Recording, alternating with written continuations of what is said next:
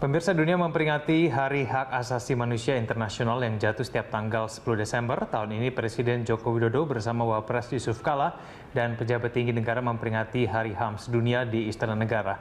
Untuk mengetahui informasi berkaitan dengan peringatan Hari HAM Internasional, kita langsung bergabung dengan reporter Yul Yanawan langsung dari Istana Negara. Yul, apa komitmen Presiden dan juga Wakil Presiden dalam penanganan HAM di Indonesia? Ya, Egan, baru saja tadi Presiden melaksanakan bahwa peringatan HAM bersama dengan para warga yang diundang dari Komnas HAM, kemudian juga jajaran menteri terkait. Adapun acara yang diselenggarakan di Istana Negara ini, Presiden menyatakan bahwa dalam memperingati Hari HAM dan juga mewujudkan hak asasi manusia ini bukan hanya sekedar untuk menjalankan amanah konstitusi, namun ini memang benar-benar menjadi satu nilai kemanusiaan yang harus ditingkatkan. Dan Presiden juga menyadari bahwa begitu banyak masalah HAM di Indonesia, di tanah air yang masih belum selesai, dan juga Presiden tadi bersama dengan Wapres Yusuf Kala dan juga ada Menteri Menkumham Yasona Lawli, kemudian juga Ketua Komnas HAM Nurholis yang juga sama-sama memberikan sambutannya. Dalam sambutannya Presiden menekankan bahwa terkait mengenai masalah konflik agraria, masalah HAM di masa lalu, kemudian juga ada terkait mengenai penghormatan terhadap masyarakat adat dan juga di kalangan minoritas, dan kemudian juga ada kelompok-kelompok minoritas. Ini menjadi satu perhatian pemerintah untuk ditingkatkan lebih lagi. Dan juga terkait mengenai masalah agraria, ini juga cukup banyak disinggung Presiden dalam sambutannya, bahwa Presiden meminta bahwa banyak kasus-kasus daerah, sekitar 800-an kasus terkait mengenai konflik hak tanah. Ini terutama dalam kunjungan Presiden ke daerah-daerah, ini banyak sekali yang mengeluhkan bahwa hak mereka atas tanah, dan kemudian khususnya untuk para masyarakat adat, ini memang perlu mendapatkan perhatian pemerintah lebih. Kemudian juga tentunya perwujudan penyelesaian masalah HAM, pemerintah juga meminta adanya kerjasama tidak hanya dari pemerintah pusat, namun juga adanya kerjasama dari pemerintah daerah, pemerintah pusat, para aparat, penegak hukum, dan juga para instansi dan juga lembaga terkait ini untuk mewujudkan hak asasi manusia. Dan juga perbanyakan kota kabupaten yang ramah HAM, di antaranya Presiden menyebutkan ada beberapa kota seperti Kota Solo, Wonosobo, Jayapura, kemudian juga Kota Palu. Ini bisa menjadi satu contoh kota-kota yang ramah terhadap hak asasi manusia. Egan. Yul, dari data Komnas HAM, berapa banyak pengaduan berkaitan dengan pelanggaran HAM sepanjang tahun 2015? Ya, Egan, memang tadi juga Nurholis menyampaikan bahwa dari tahun 2015 saja ini sudah ada sekitar 7.972 kasus HAM yang diadukan oleh masyarakat. Nah, dan dari data-data ini memang para warga yang pelanggaran HAM ini yang terjadi, ini adalah yang mengadukan pelanggaran HAM yang dilakukan oleh kepolisian. Nah, ini disampaikan Nurholis pada sambutannya, di mana rekan-rekan kepolisian dinilainya bahwa merupakan lembaga yang tercatat paling banyak dilaporkan ke Komnas HAM, dan juga hal ini dikarenakan memang polisi menjadi titik tempuh dan adanya pergeseran antara pusat daerah sehingga berimplikasi pada komplain masyarakat. Dan tadi Presiden juga menyampaikan bahwa untuk terkait mengenai kepolisian yang menjadi banyaknya pengaduan dari masyarakat, Presiden meminta bahwa pelanggaran HAM untuk itu perlunya adanya upaya nyata dan juga pembenahan kepolisian dengan perspektif HAM. Egan. Baik, terima kasih atas informasinya Yuliana Pun langsung dari Istana Negara. Apalagi yang kau cari, MKD? Kian hari dalam menangani mega skandal Papa Minta Saham yang melibatkan Ketua DPR Setia Novanto, Mahkamah Kehormatan Dewan atau MKD DPR makin jauh dari perannya sebagai penjaga kehormatan dan moral legislatif. Tidak mengherankan jika MKD terus diolok-olok publik. Ibarat sinetron yang semakin tidak layak tonton, kemarin MKD kembali memainkan episode yang baru. 4 pimpinan MKD, yakni Surahman Hidayat,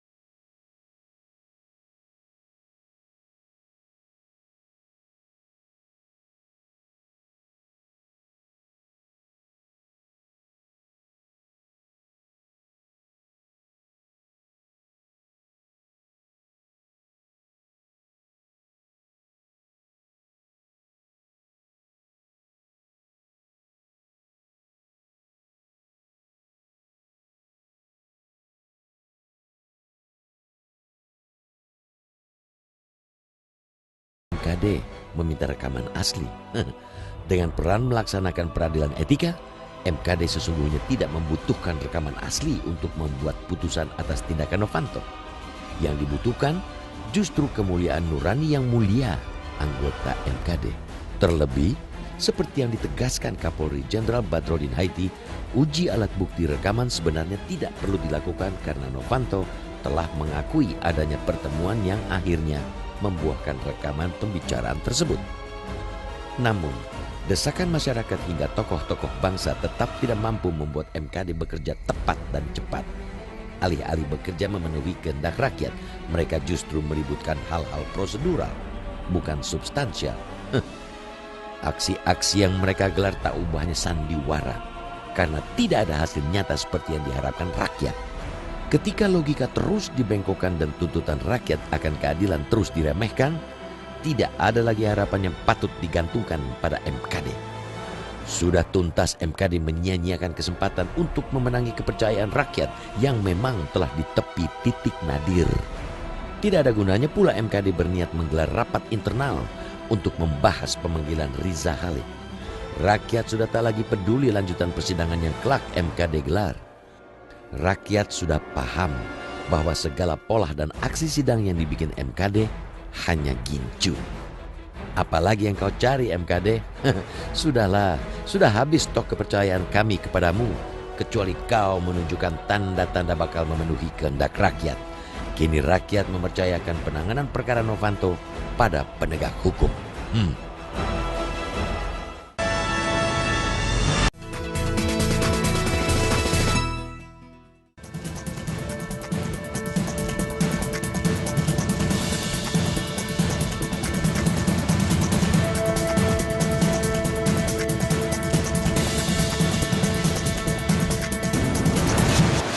Pemirsa, alih-alih membahas substansi, Mahkamah Kehormatan Dewan justru kembali mempermasalahkan bukti rekaman. Kemarin mereka menuju ke Kejaksaan Agung untuk meminta bukti rekaman percakapan yang dimiliki dari handphone Presiden Direktur PT Freeport Indonesia Ma'ruf Syamsuddin yang memuat rekaman percakapan antara Ketua DPR Setia Novanto dengan pengusaha Riza Khalid. Nah, inilah yang akan kita bahas, apa konsekuensi dan implikasinya jika proses di MKD ini terus berlarut-larut begitu. Bersama sejumlah narasumber yang sudah ada di Cafe Bicara Pagi. Sebelumnya kami akan ajak Anda untuk melihat informasi pengantar berikut terlebih dahulu.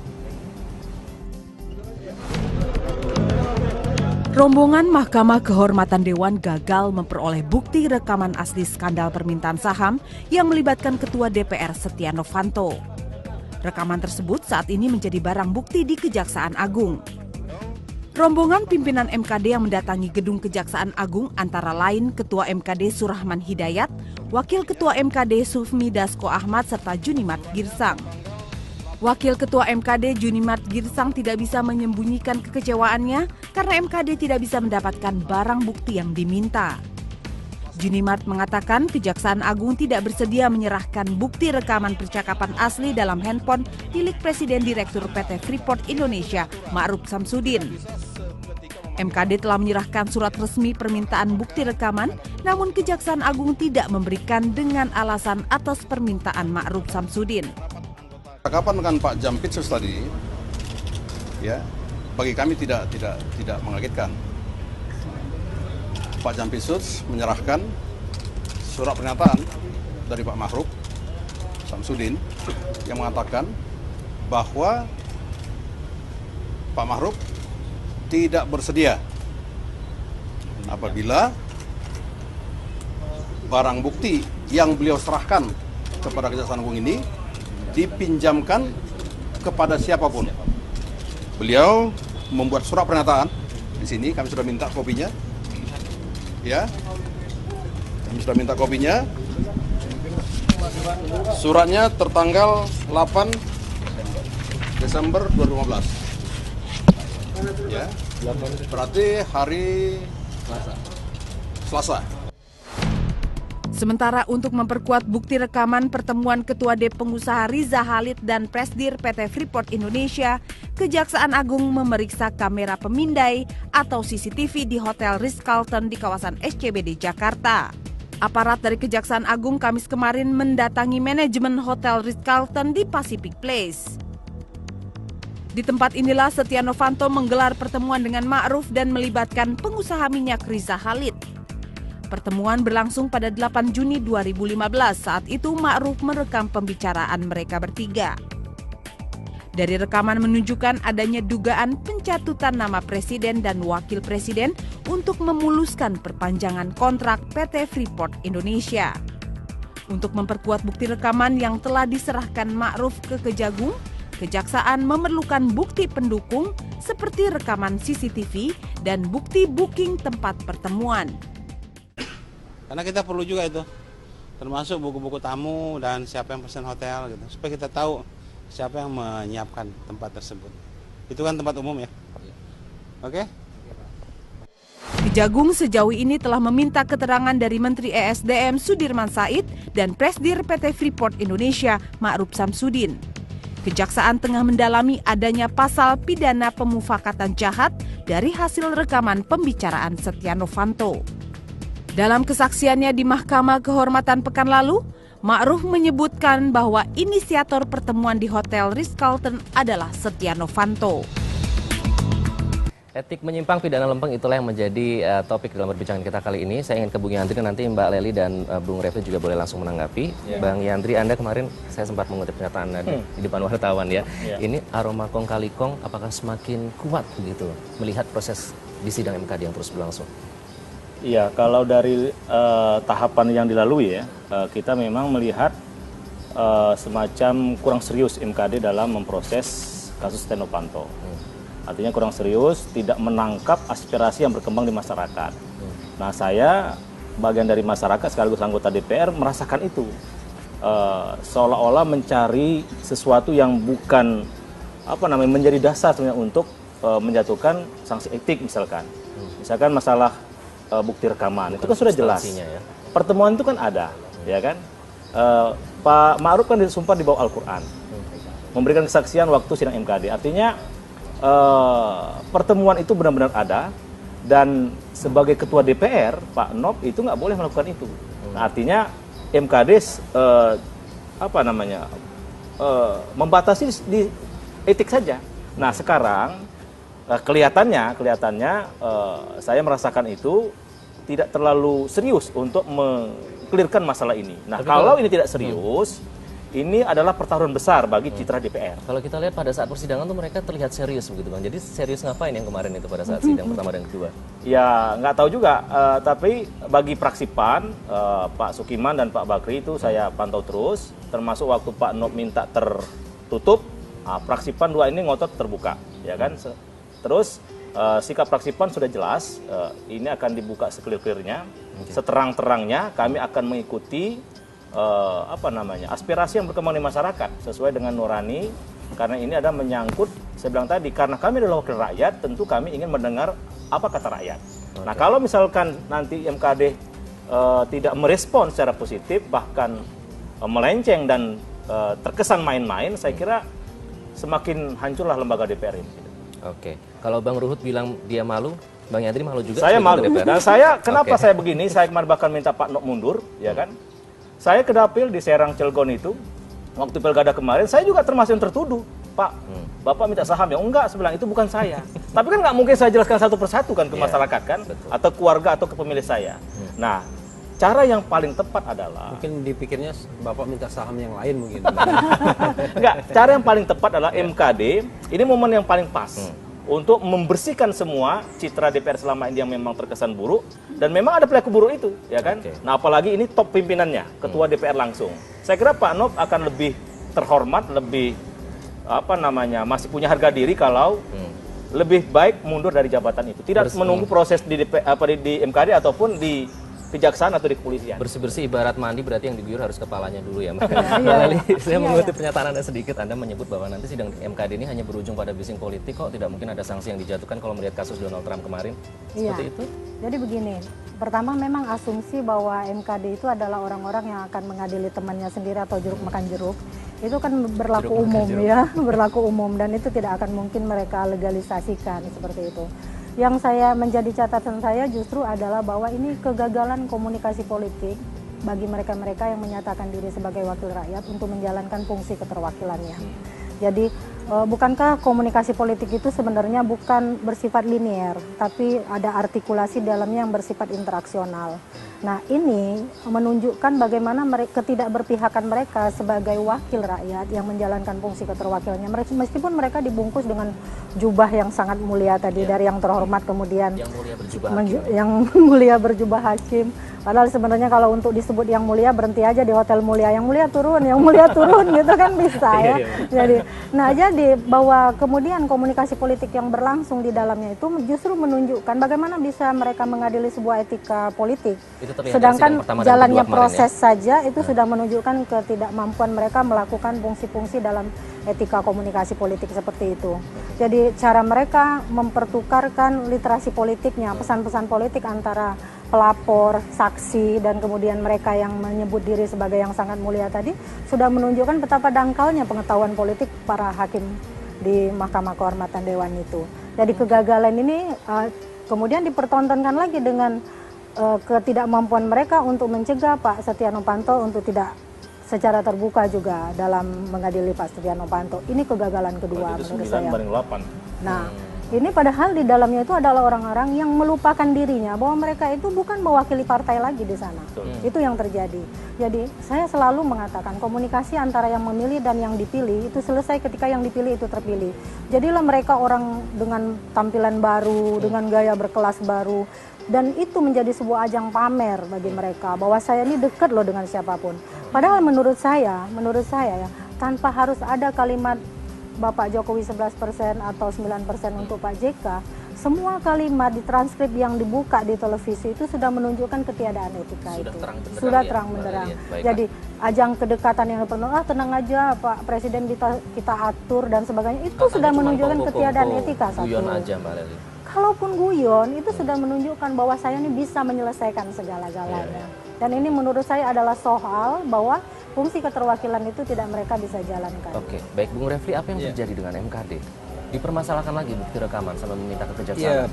Saya khawatir begini, ada pergerakan-pergerakan ya untuk kemudian lama-lama membebaskan yang bersalah. Saya tidak mengatakan bahwa Setia Novanto pasti bersalah ya.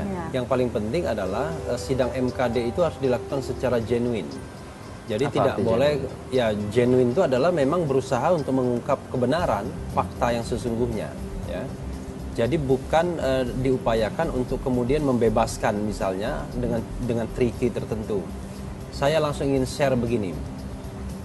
Hati-hati kalau dengan mekanisme yang ada sekarang ini. Sebagai contoh misalnya masyarakat menuntut pembentukan panel.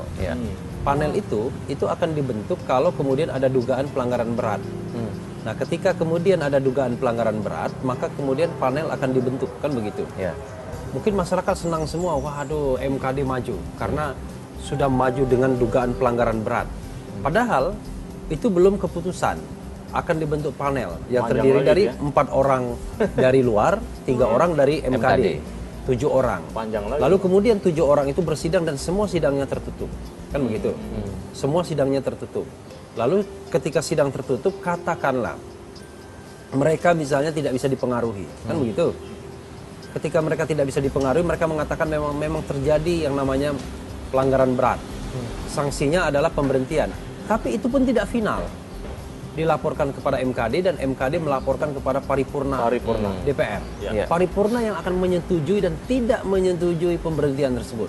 Kalau paripurna tidak menyetujui pemberhentian tersebut, maka selamat semua. Jadi walaupun dikatakan melakukan pelanggaran berat, tapi tidak diberikan sanksi dan tidak juga diberhentikan jadi pimpinan. Itu satu skenario. Skenario berikutnya bahkan sudah bebas di yang panel 7 tersebut, misalnya menguasai 4 saja.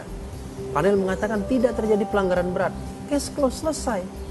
Maka kemudian bebas juga. Siapa yang menjamin tidak ada titipan di 4 orang dari masyarakat ini ya? Ya tidak hanya masyarakat, bisa saja 3 MKD diambil, kan MKD kan dipilih dari dan oleh anggota MKD yang 3-nya. Lalu kemudian masyarakat 4, itu tinggal 1 diambil ya, 3 MKD. Nah, karena itu saran saya adalah kalau misalnya MKD memang mau genuine, tidak ingin membelokkan kemana-mana, kalau dan memang sudah yakin bahwa ada kesalahan, kalau yakin ada kesalahan, maka harus diberikan dulu sanksi sedang. Jadi sanksi sedangnya itu bisa diketok palu sendiri oleh MKD dan itu final, mengikat, ya. maka kemudian sanksi sedangnya memberhentikan dari pimpinan. Itu sanksi sedangnya. Tapi menurut saya MKD bisa bergerak maju. Kami sudah menjatuhkan sanksi sedang dan kami juga merekomendasikan pembentukan panel karena ada dugaan juga sanksi berat. Ya, untuk sanksi berat, dugaan pelanggaran berat. Jadi silakan panel itu bekerja untuk menentukan nasib keanggotaan misalnya Setia Novanto sebagai anggota DPR, tapi sebagai pimpinan DPR sudah diberhentikan. Karena sanksi sedang sudah dijatuhkan. Tapi kalau sanksi sedang tidak dijatuhkan dan langsung lompat pada sanksi yang berat, bisa jadi bebas semuanya. Nah, ini yang saya tidak tahu apakah disadari atau tidak oleh anggota MKD, ya. Atau jangan-jangan memang mereka sudah sadari dan skenario-nya ke sana. Tapi sekali lagi ya, Bapak Ibu-ibu di sini, saya pribadi tentu tidak ingin mengatakan bahwa Setia Novanto pasti salah, ya. Ya, kita tidak boleh juga begitu. Karena ini berlaku kepada siapa saja yang di MKD-kan. Cuma kalau kita lihat ya, persidangan yang sudah berlalu dengan 3 pemeriksaan ini, baik itu teradu, pengadu maupun saksi Ma'ruf Samsudin, saya mengatakan sebenarnya pelanggaran itu sudah terjadi. Cuma sekarang ya tinggal mengklasifikasikan apakah ini sedang dan berat. Karena kalau ringan lagi rasanya tidak mungkin karena ini sudah kedua kalinya. Kedua kalinya. Nah, sedang diklasifikasikan sedang atau berat. Kenapa begitu? Pertama, pertemuannya itu sendiri tidak dibantah dan memang terjadi. Kan tidak ada bantahan pertemuan itu. Padahal bukan urusan ketua DPR untuk bertemu seperti itu. Yang kedua, yang namanya rekaman itu yang diperdengarkan ke seluruh Republik ini juga tidak dibantah rekamannya. Isi rekamannya tidak dibantah. Yang dibantah dalam kesaksian Setia Novanto kemarin mengatakan bahwa itu ilegal. Soal ilegal atau tidak itu adalah soal nanti pengadilan kalau kita mau membawa ini ke ranah hukum atau ranah pidana. Tapi ranah etik cukup menyatakan apakah kemudian secara substantif apakah memang itu suara yang bersangkutan atau tidak dan tidak dibantah. Oke, itu yang kita bahas nanti usai jeda karena ada pernyataan dari Wakil Ketua MKD Junimat Girsang. Ini bukan etika atau hukum, ini masalah pendalaman barang bukti sesuai dengan tata beracara yang ada. Dan nanti kita tanya juga ke Bang Yandri sama Mbak Lely apakah skenario tadi itu mungkin dilaksanakan kalau sudah melihat indikasinya. Sekarang kami akan kembali sesaat lagi. Tetaplah di Bincang Pagi.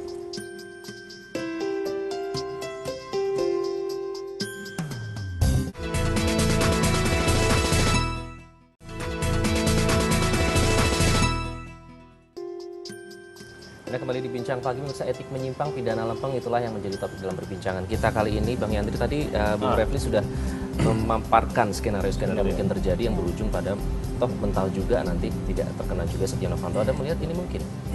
Iya, sebuah kemungkinan ada peluang, ya kan? Apakah nanti misalkan Novanto seberapa besar peluangnya? Novanto bebas murni atau ada sanksi ringan atau sanksi sedang atau sanksi berat, ya kan? Ini jelas keputusannya kelihatannya masih lama, ya. Dari mereka bersidang, mau pleno atau masing-masing nanti fraksi ada pandangan mini fraksi, itu kelihatan kalau dari sisi jadwal. Tanggal 18 kan sudah masa sidang penutupan, pidato penutupan masa sidang kali ini. Nah itu artinya kan ada delay waktu lagi, ada delay waktu lagi. Nah itu juga menentukan juga apakah para anggota MKD ini benar-benar mendengar saya bilang tadi aspirasi rakyat. Justru menurut saya kalau misalkan pas reses itu mereka pas turun ke bawah, ya kan, karena mereka adalah semua anggota DPR yang sedang reses, coba tanya denyut nadi masyarakat itu gimana. Nah kalau sehingga skenario yang dikatakan Bung Rafli tadi, yang misalkan yang seperti tidak kita kehendaki melawan aspirasi masyarakat itu tidak terjadi. Jadi skenario itu saya kira pasti ada, ya kan. Kelihatan sekarang gelagatnya bagaimana komentar para anggota MKD, ya kan, yang kemarin keras sekarang sudah mulai melunak, ya kan. Dulu tidak mempersoalkan alat bukti, sekarang sudah mulai alat bukti. Tetapi ingat, DPR itu kan bukan hanya 17 orang, ada 560, ya kan. Tadi kata Bung Rafli tadi memang betul di tata cara pengambilan keputusan kalau sanksi berat, termasuk nanti sanksi sedang. Saya kira saya sebagai anggota kalau misalkan keputusan MKD itu tidak sesuai dengan nurani masyarakat, saya pasti akan mempersoalkan di paripurna. Akan tetap berjuang dengan teman-teman. Artinya persoalan ini tidak sampai di MKD saja, tetapi kami sebagai anggota, karena itu memang nanti dilaporkan dalam paripurna, kalau selama itu seiring sejalan dengan nurani masyarakat, ya saya kira kita terima dengan logo, tapi kalau tidak sesuai, saya kira kami akan mengambil langkah-langkah yang sesuai dengan perjuangan aktivitas masyarakat. Apa itu Bang langkah-langkahnya nanti? Ya kita menggalang kekuatan saja nanti kan. Saya akan interupsi, biasa pertama saya interupsi waktu masa sidang pertama kemarin kan hari Senin. 3 minggu lalu saya pertama interupsi. Minta ini dibuka sekali-kali sama saya sendiri. Karena nggak didengerin tuh kemarahan presiden. Iya, nah makanya Tokoh-tokoh bangsa menurut saya sudahlah, kita ini kan hidup cuma sekali. Saya kira ingin saya mengetuklah para pimpinan, ya kan. Kita juga wakil rakyat. Kalau politikus katanya punya nyawanya rangkap, berarti bisa berkali-kali ya. Enggak, Bung Rafli, ini menyangkut bukan.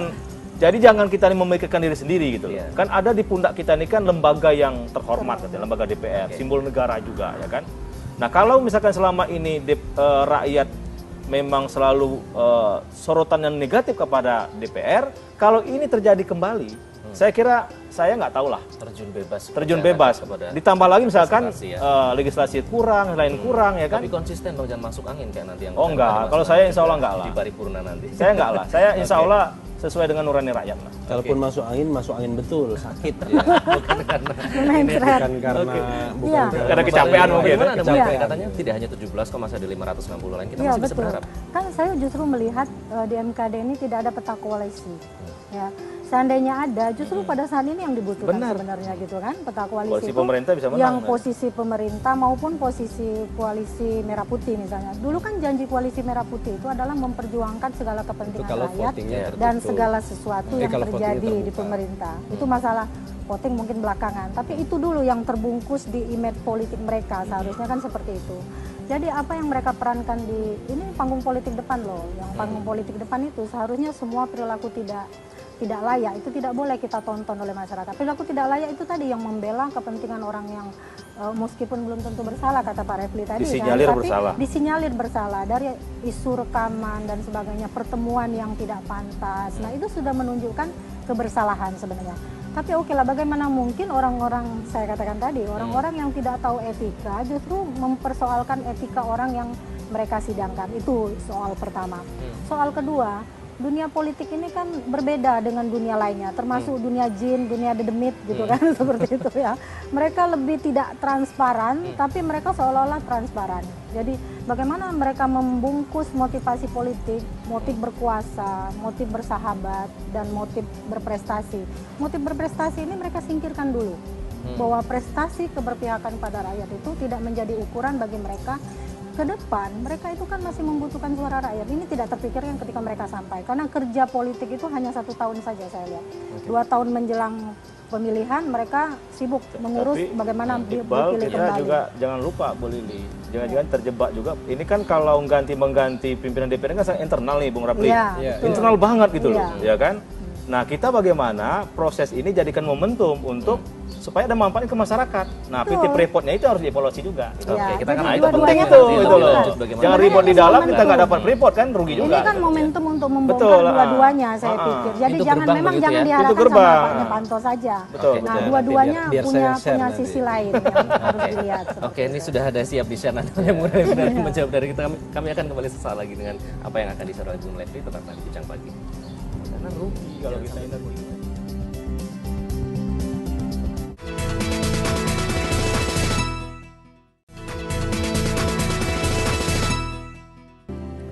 Ya, Anda kembali di Bincang Pagi, pemirsa. Bung Refli, kalau tadi kita sudah mendengar pendapat dari Bang Yandri dan juga Mbak Leli, sudah 3 kali sidang begitu. Kita melihat kemudian kemarin mempermasalahkan bukti rekaman.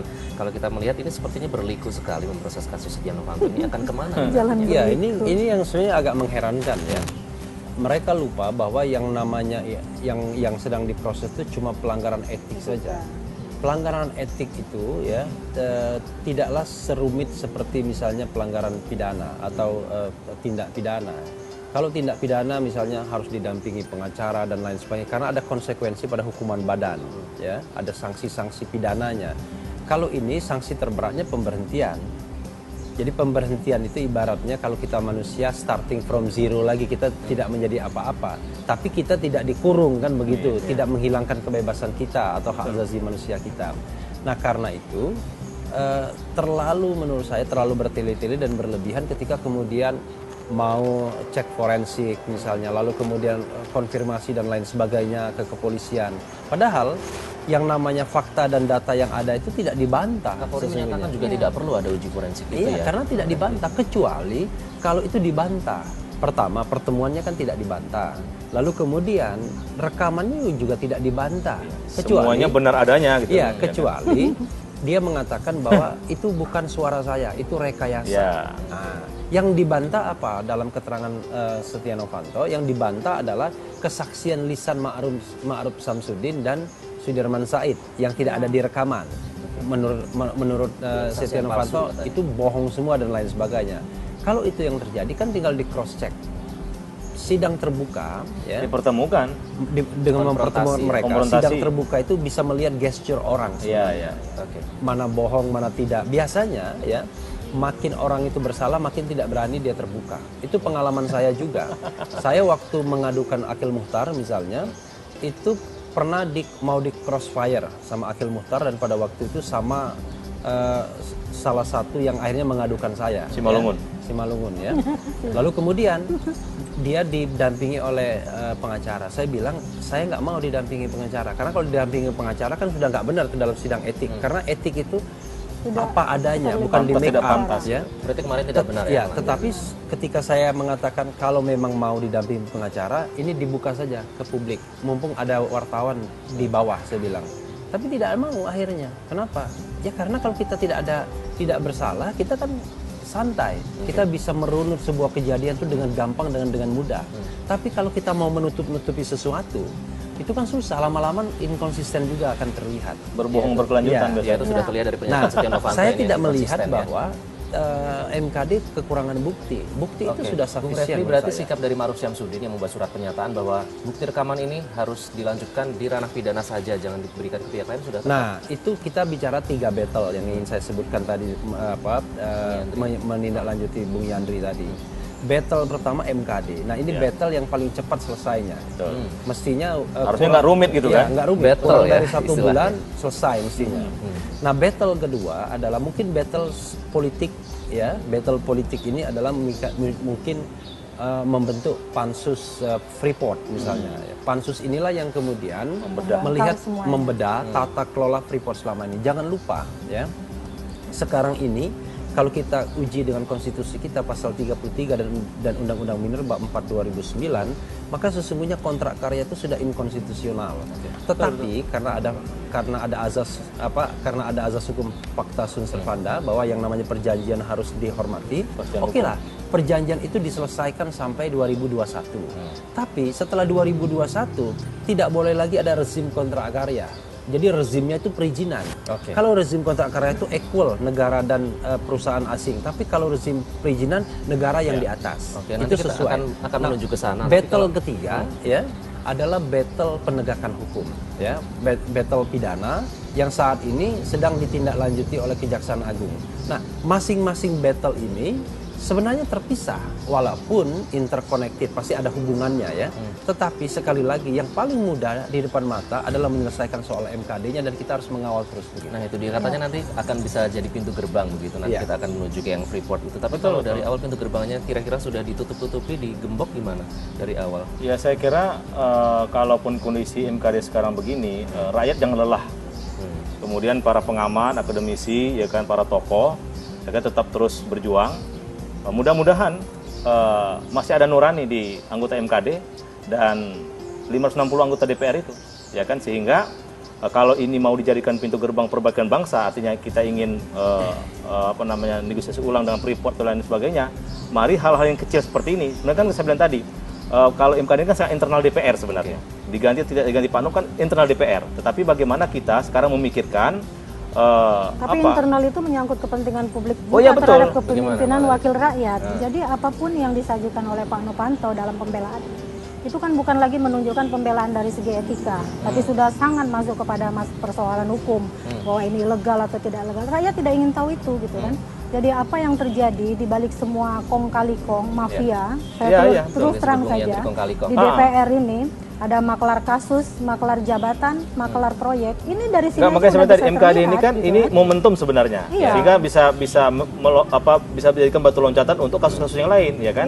Nah, tapi saya bilang tadi kita jangan terjebak di sini, jangan terjebak melototi Pak Novanto terus. yang lain kita lupakan. Itu maksud saya jangan sampai seperti itu. Tapi ini satu, yang pertama mau pantau dulu kan, sehingga bisa menyasar ke yang lain kan seperti Tapi itu. memang kalau kita lihat ya, pergantian pimpinan DPR itu agak aneh ya. Sebenarnya Agak dari anehnya seperti apa kita harus terlebih dahulu. Oh iya, Saya jadi kita harus jeda saya terlebih dahulu. sengaja aneh Kami dulu akan- baru kemudian nanti kita Kami akan kembali apa yang aneh setelah jeda berikut, tetaplah dibincang lagi. Anehnya gimana itu?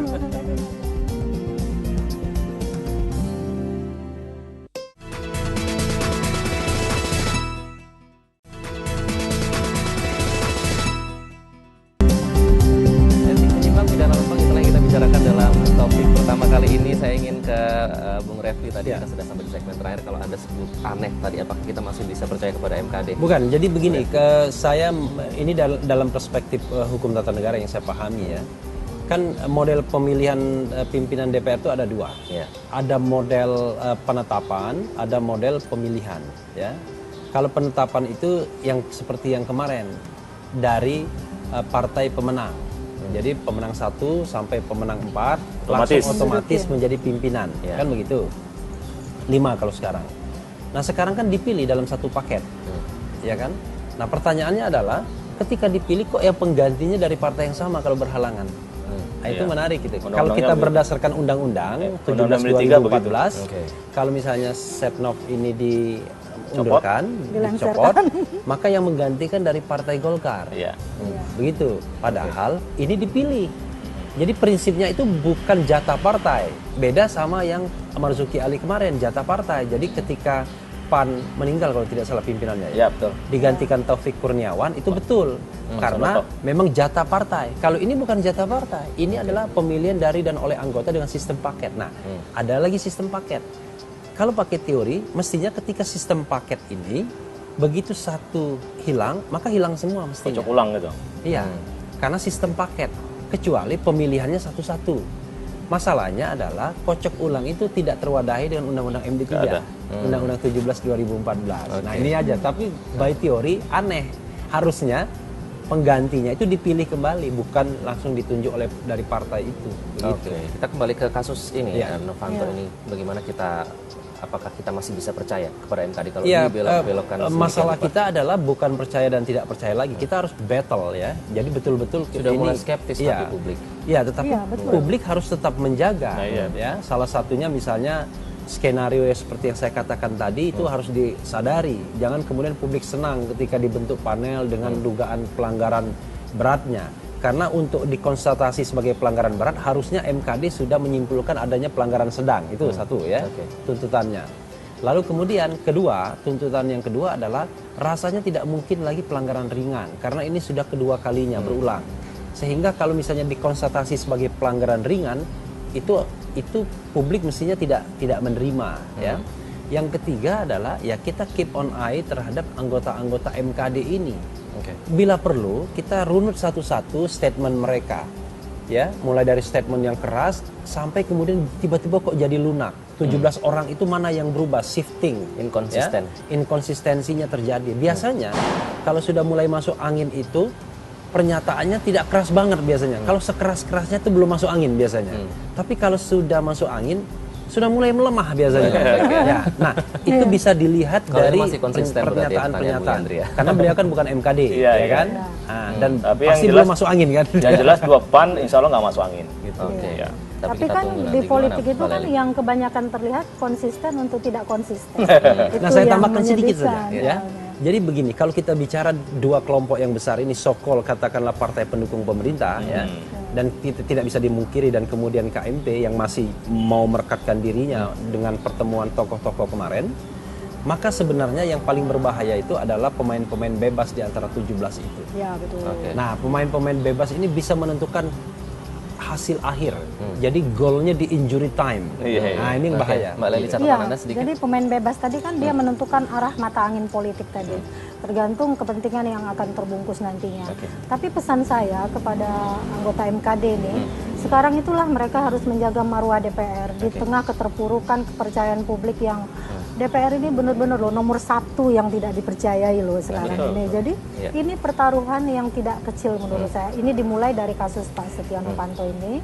Lalu nanti kita juga bertanggung jawab untuk menyelesaikan persoalan Freeport ini, baik pengamat, anggota DPR itu sendiri maupun para sudah mengakui juga Bung Yandri ya. sudah terjun bebas kepercayaan masyarakat ya.